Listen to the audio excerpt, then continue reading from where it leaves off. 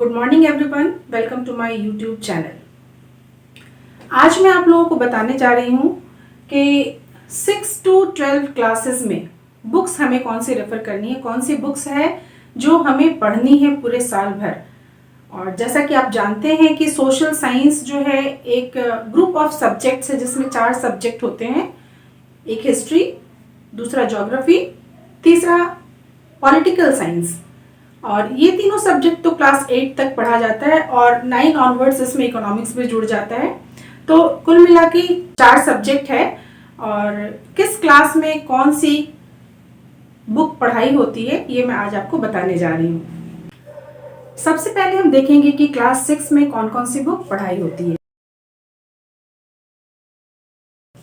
तो बच्चों देखिए, क्लास 6 में जो पहली बुक हम पढ़ते हैं हिस्ट्री की, वो है आवर पास्ट। बुक का नाम बहुत ही इंपॉर्टेंट होता है बिकॉज इसमें आप ध्यान देंगे कि जो बुक का नाम है वो है our past. It means more than one past. ये पास्ट सिर्फ एक व्यक्ति का, एक राजा का, एक रानी का या फिर उसके द्वारा लड़े गए युद्ध का इतिहास नहीं है, बल्कि ये काफी लोगों का इतिहास है, हर्डर्स का, मर्चेंट्स का और बहुत सारे का, जो हम आगे देखेंगे। और ये आवर पास्ट 1 जो है ये आप पढ़ते हैं क्लास 6 में। सो आवर पास्ट 1 ये है ancient history. Ancient history.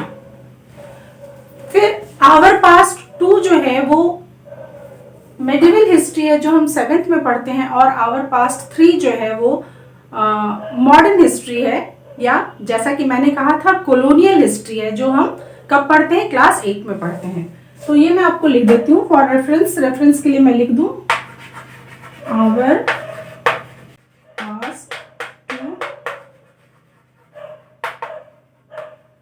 Medieval history और आवर पास्ट 3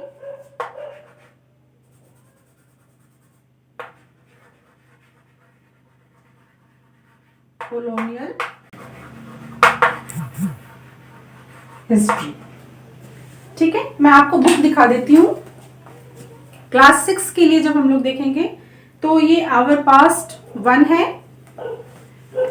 हिस्ट्री की बुक, और ये ज्योग्राफी की बुक है the earth and our habitat. The earth and our habitat.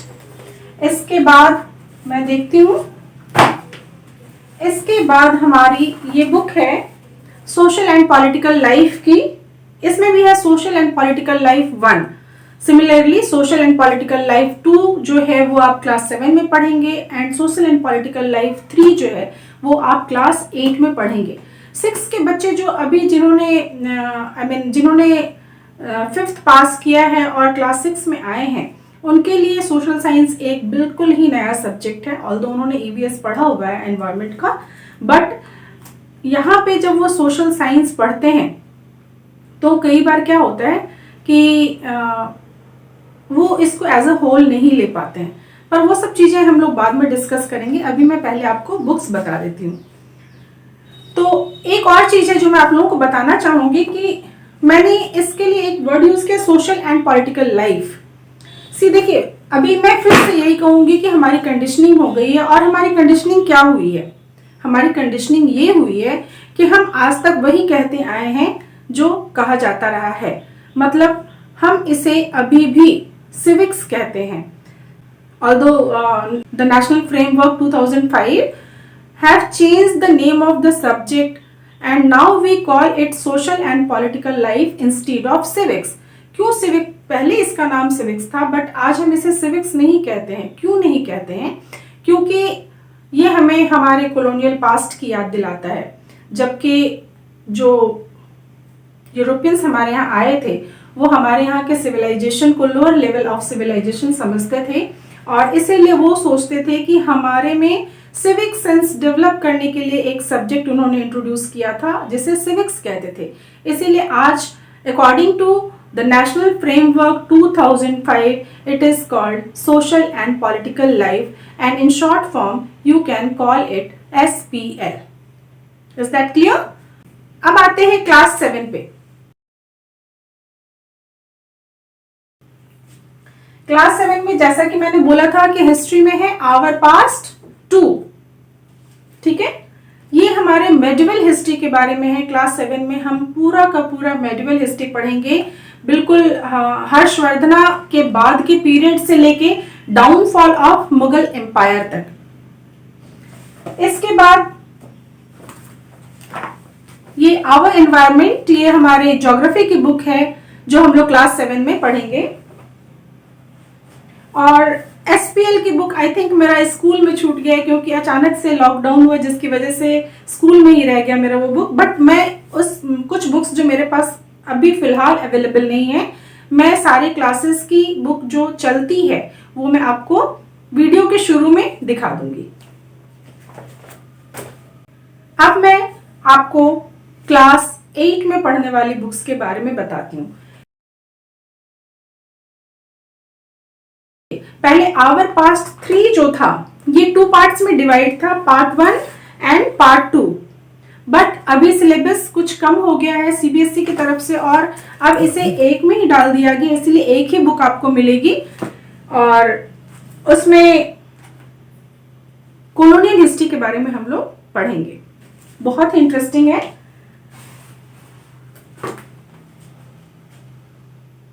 Then geography की जो बुक हम लोग पढ़ेंगे, इसमें देखिए रिसोर्सेज एंड डेवलपमेंट। बुक का नाम बहुत मैटर करता है। आप जो बुक पढ़ते हैं कहीं ना कहीं उस बुक के नाम में, उस बुक की जो पूरी चीजें अंदर आप पढ़ेंगे वो सारा कुछ इसमें लिखा होता है। तो जब रिसोर्सेज एंड डेवलपमेंट की बात होती है तो आपको मालूम है कि डेवलपमेंट क्या है। डेवलपमेंट एक प्रोसेस है जो पहले पास्ट में स्टार्ट हुआ, अभी हो रहा है और फ्यूचर में होता रहेगा। ये रुकने वाला नहीं है, नेवर एंडिंग है ये। तो ये जो रिसोर्सेज हैं ये प्रतिदिन नए रिसोर्सेज की तलाश हो रही है, उसके बारे में हम इस बुक में पढ़ेंगे। ओके, क्लास 8 में सोशल एंड पॉलिटिकल लाइफ 3, ये क्लास 8 की पॉलिटिकल साइंस की बुक है या एसपीएल की बुक है। हायर क्लासेस में इसे पॉलिटिकल साइंस कहा जाता है। और वीडियो को लास्ट तक देखना बिल्कुल मत भूलिएगा और सब्सक्राइब करना बिल्कुल मत भूलिएगा, क्योंकि मैं अभी क्लास 9, 10, 11 और 12 की बुक्स से भी आपका परिचय कराने जा रही हूं। क्लास 9 में चलते हैं। देखिए 6 to 8 की बुक्स मैंने बता दी आपको, और अब क्लास 9 में हिस्ट्री।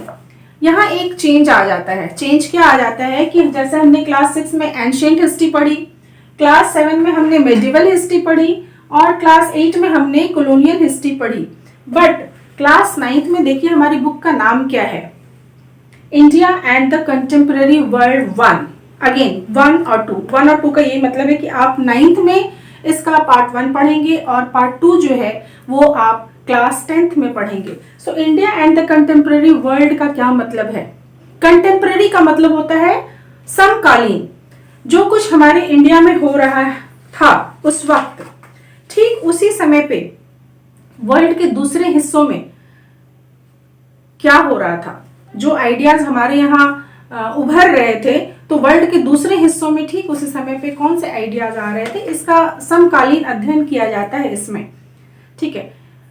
और जब मैं ये कंटेम्पररी की बात कहती हूँ तो ये और भी ज्यादा इंपॉर्टेंट हो जाता है कि ऐसा नहीं है कि क्लास 6 में आपको कंटेम्पररी हिस्ट्री नहीं पढ़ाई जाती है, या कि क्लास 7 में आपको कंटेम्पररी हिस्ट्री नहीं पढ़ाई जाती है, या कि क्लास 8 में आपको कंटेम्पररी हिस्ट्री नहीं पढ़ाई जाती है।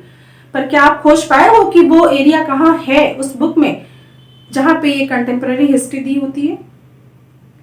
तो आप देखेंगे कि जब आपका चैप्टर हिस्ट्री में खत्म हो जाता है तो उसके लास्ट में एक सेक्शन होता है, उसे कहते हैं एल्सवेयर। एल्सवेयर में सपोज कोई सा चैप्टर हमने पढ़ा और उसमें किसी आइडिया के बारे में या किसी इवेंट के बारे में हमने पढ़ा है, तो उस चैप्टर के लास्ट में एल्सवेयर दिया रहेगा। उस एल्सवेयर में ये चीजें होती है मेंशन की वर्ल्ड के दूसरे पार्ट में ये चीजें, ये आइडियाज सेम टाइम पे चल रहे थे, ठीक है। तो ये हो गई क्लास 9th की हिस्ट्री बुक। बहुत ही अच्छा लगता है इन बुक्स को हाथों में लेके पढ़ना। ऑल्दो जिन बच्चों के पास बुक्स अवेलेबल अभी नहीं है, क्योंकि सेशन स्टार्ट हुआ और थोड़े दिन के बाद ही फिर लॉकडाउन लग गया, और आपको पता है कि कोरोना की वजह से कोई भी बाहर नहीं निकल पा रहे हैं।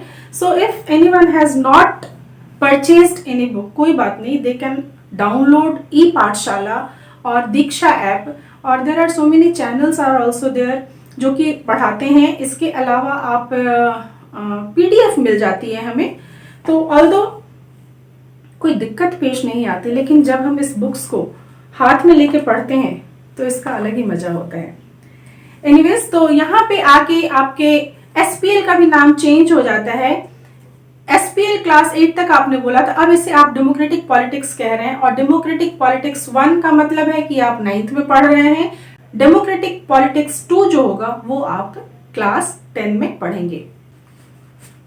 अब 9th वालों के लिए एक नया सब्जेक्ट इंट्रोड्यूस हुआ है क्लास 9th में, क्योंकि क्लास 8 में उन्होंने इकोनॉमिक्स नहीं पढ़ा था, और अब उन्हें इकोनॉमिक्स भी एक 4th सब्जेक्ट के रूप में पढ़ना पड़ेगा। History, geography, political science and economics.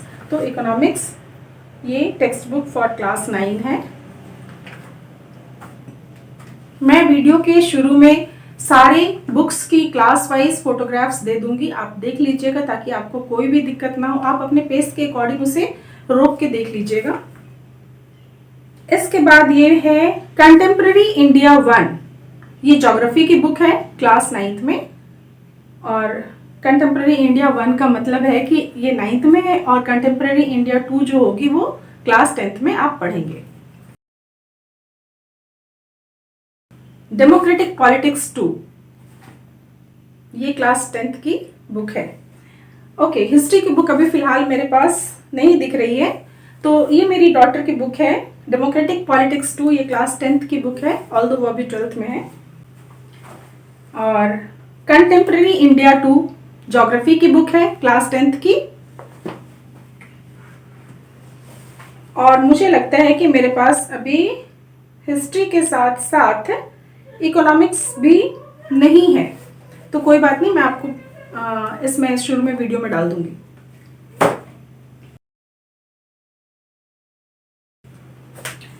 Class 11th में हिस्ट्री की जो बुक चलती है वो है themes in the world history.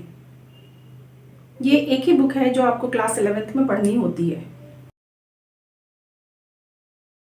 और जब आप 12th में आते हैं और आपने एज अ सब्जेक्ट यदि हिस्ट्री ऑप्ट किया है तो आपको 3 बुक पढ़नी पड़ेगी। Themes in Indian history, themes in Indian history part 1, themes in Indian history part 2 and themes in Indian history part 3।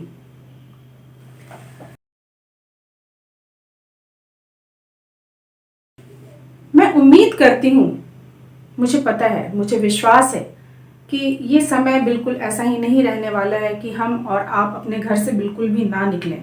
ये समय ख़त्म होगा, वो सुबह आएगी जब हम बाहर निकल सकेंगे, और तब ज़रूर आप कोशिश कीजिएगा इन बुक्स को खरीदने की।